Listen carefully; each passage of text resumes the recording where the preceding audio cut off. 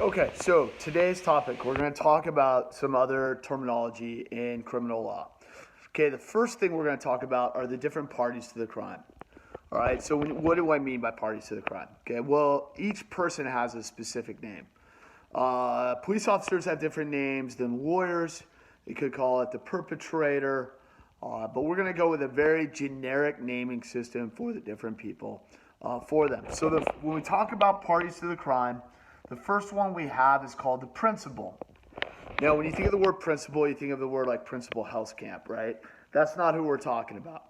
So, for instance, if I were going to rob Key Bank, right, and I go there on Murray Boulevard and I decide I'm going to rob that bank. And, for years it used to be the most robbed bank in Oregon because it's a location. It's pretty easy to rob it. And I think I still could if I had to. Hopefully, I don't have to. But definitely, it's an easy bank to rob.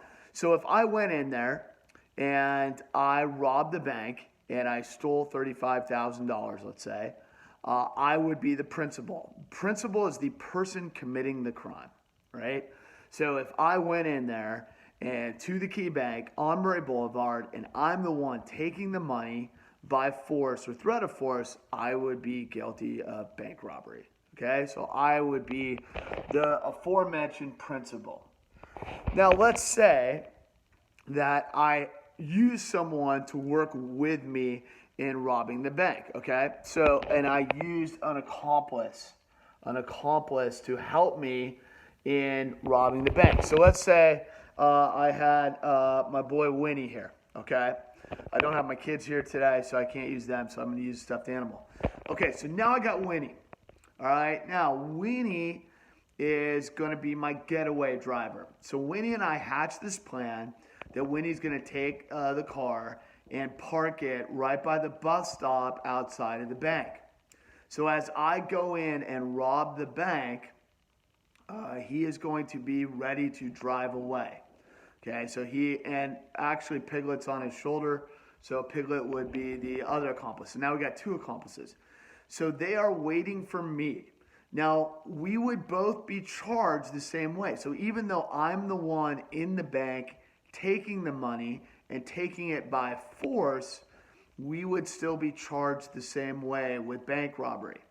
Now, what would they do? They'd try to get Winnie to testify against me because I was the one in the bank.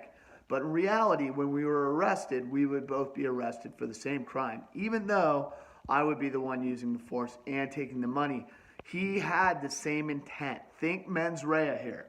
Okay, the actus reus was me robbing the bank. He's the getaway driver. He knew about it beforehand. So I would be the principal. Winnie would be the accomplice. So hopefully that makes sense. All right, now the third party to the crime would be the accessory before the fact. Okay, the accessory before the fact is someone who helps plan the commission of the crime, is there ahead of time, supplies all the information that you need to go ahead and commit that crime. So when you think about that, there are some unbelievable figures in history that would be accessory before the fact. Mob bosses, John Gotti, who had a crime syndicate in New York, would be an accessory before the fact. He would order the extortion of people. He would order people to be murdered. Okay, he did not murder himself, but he knew about it. He gave the orders. He supplied the materials to go ahead and do that. The accessory before the fact is not there at the time of the crime. So let's take our scenario. Winnie and I are trying to rob Key Bank. Now, if beforehand Tigger gave us the materials to rob the bank, gave us the car, gave us the weapon, gave us the getaway route, and told us when to do it, when certain workers were weak, had scouted out the location, gave us where the cameras were, where the lockdown doors would come in, at what time they would come in. He was not there at the time of the crime. He was just the accessory before the fact in helping us plan it, helping us commit the crime. Tigger, Winnie, and I would all be charged with the same exact crime. Okay? Winnie was the getaway driver. I was the principal. Okay, so Winnie was the accomplice, and Tigger was the accessory before the fact. Okay, so we would all be charged with the exact same thing. And in many cases, if Tigger was a mob boss, they would want him to be prosecuted the most. Probably the most terrible example of this would be Osama bin Laden. Osama bin Laden was the leader of Al-Qaeda, a terrorist organization. They had many acts against the United States, whether it be the bombing of the Twin Towers, the Pentagon, multiple bombings of different ships. If he would have been brought to justice, he would have been charged as the accessory before the fact for thousands of lives of murders. He was not there at the time. He didn't fly planes into buildings, but he ordered it. He supplied the money. He was the accessory before the fact. Okay? So it's important to remember that. Mob bosses are probably the ideal accessory before the fact. They're the ones trying to get people to commit the crimes. All right, the last accessory would be the accessory after the fact. Now, the accessory after the fact would be someone that was not present at the time. So, and did not know of the crime. So their mens rea was after the crime. So when you look at the timeline of the crime, right, first thing you got to do is look at the crime. Who was there?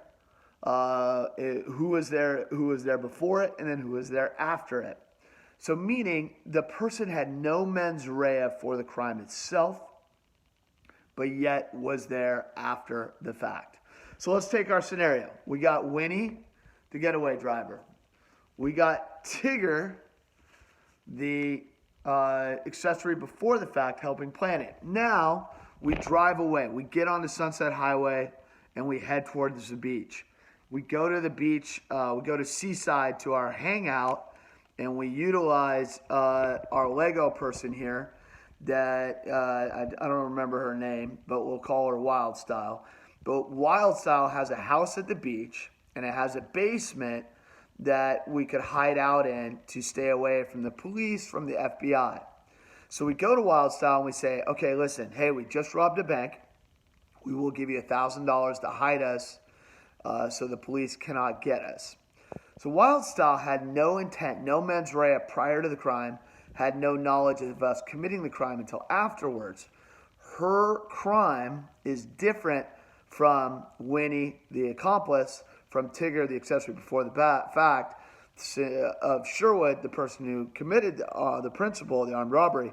She's the accessory after the fact that tried to go ahead and help us, keep us from committing that crime.